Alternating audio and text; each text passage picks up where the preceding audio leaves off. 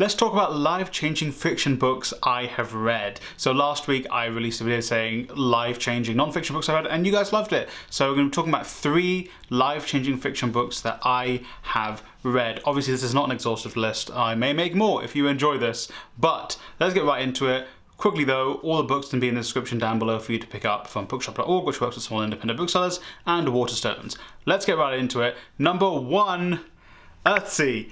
This is a bit cheating, obviously, because there's multiple Earthsy books, but I read the Earthsy book, the first Earthsy book, and it was like completely changed everything. And it was last year, and I'll explain why very quickly, because I have a whole playlist of my Earthsy books videos, which you can go out and check out anyway. But Earthsy introduced me into fantasy that I either wasn't like aware of, or I had forgotten fantasy could be so good, because I read Lord of the Rings when I was very young, and so then afterwards I read a couple of fantasy things, but I read Earthsy and I was like, this is incredible, and it made me want to go off and read more fantasy, which I have done. Because of that, it introduced me to Terry Pratchett as well, which is amazing. And also like the Earthsy books have really helped me connect with this audience I built here. I think you know, through the Earthsy videos people have found me and they've come like loyal fans, which is awesome, or people who are already fans are really like, oh, I love Earthsy too, or because of the videos I was making about Earthsy, people have gone off to read Earthsy as well, which is amazing, and it's like part of the whole reason for this channel, so I can get people to read books and read books that I love and books they might not pick up without this channel. So it's amazing. It's really opened my eyes to fantasy.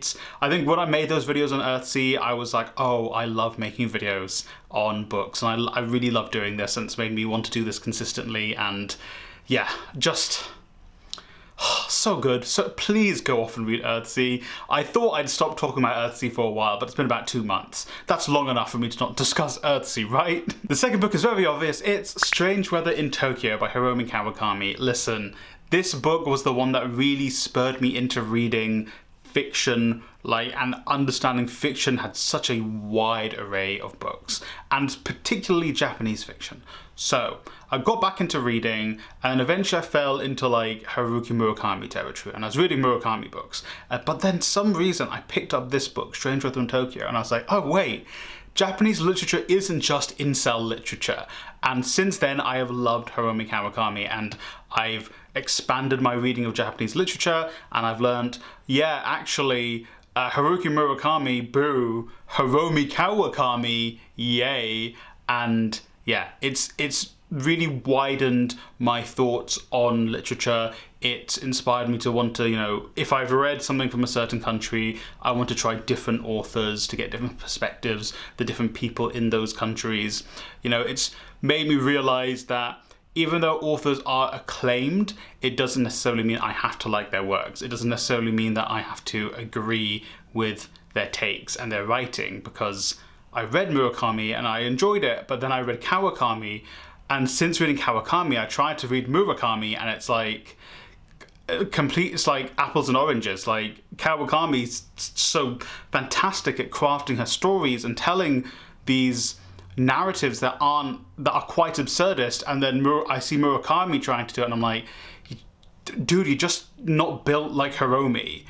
And yeah, listen, it's me glazing Kawakami, it's me hating Murakami, but it's genuinely, Strange Weather in Tokyo really opened me up to being like, I should read different perspectives of different authors from each country, and it got me out of this like Murakami rut, which I feel like reading a bunch of Murakami books when you're a young man kind of instills like bad behaviors in you and very like incel ideology.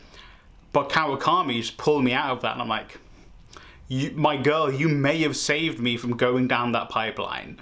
You know, I still did the Gary Vee thing. Why would I go to college when I have NFTs? No fucking test. But I never went full alt-right. And like books like Hiromi Kawakami's are the reason I didn't. And finally, this might be a deep cut, but Beaver Tower. These books were my awakening as a voracious reader, because I can still remember now, my primary school used to have a library where you could go and borrow a book, and then I think you could borrow like 1 or 2 books a week, and then you would have one session a week where we'd go to the library, return our books, take our books out and do some reading. But also I think like, I don't know why, I think my school had like 10-15 minutes a day where you had to sit and read at your desk. And reading the Beaver Tower books was when I became a voracious reader. I was burning through these books. Like I would get through like both books, or at least one of the Beaver Tower book, in like a couple of days at school. I think I was allowed to take the books home as well, so I think I read them at home too. I can't fully remember the details. But I remember like finishing them, and I finished my books and I just sit there, my teacher was like, what are you doing? I'm like, mate, I finished the books, I need more. And like, what do you mean? It's 2 books. I'm like, yeah, they're sick. I've not read them since. I've not read them before making this video, so I don't know how many books there are. I don't know, you know, how good they are. Well, I'm an adult now, so probably they're not great, really. But I was just like, oh, this is incredible. And, you know, maybe that was my initial awakening to fantasy literature, and then I went off to read Lord of the Rings and stuff, then I had a break from fantasy, then Earthsy reawakened it. We always bring it back to Earthsy, don't we? But genuinely, I was blown away. I just read, and that's when I started reading loads of books. I think I read the Percy Jackson books really fast after that. Never really got into Harry Potter, thankfully. Alex Rider books I would pick up from there. I was really a fiction guy until you know, late secondary school. But just like because of Beaver Towers is why I went to the Narnia books. Yeah, it's because of Beaver Towers I got so just invested in reading. I would read anything I could get my hands on. But, you know, even if it was something I couldn't, the whole history books as well, honorable mention. As someone who was really into history, I read through those really fast. But yeah, I think Beaver Towers was the click moment. Oh, that was a good click. The click moment for me to go off and read loads. So like, I don't know how good the books are. Like the first 2 suggestions I know are great books. This one I don't actually know how good they are, but they were the ones that were like, oh, books are sick. And I think all kids need that, which is why I always try and encourage you to go off and read books, or, you know, try and encourage younger family members I have to be like, to go and read, to try and get them reading as young as possible, because reading's awesome, dude.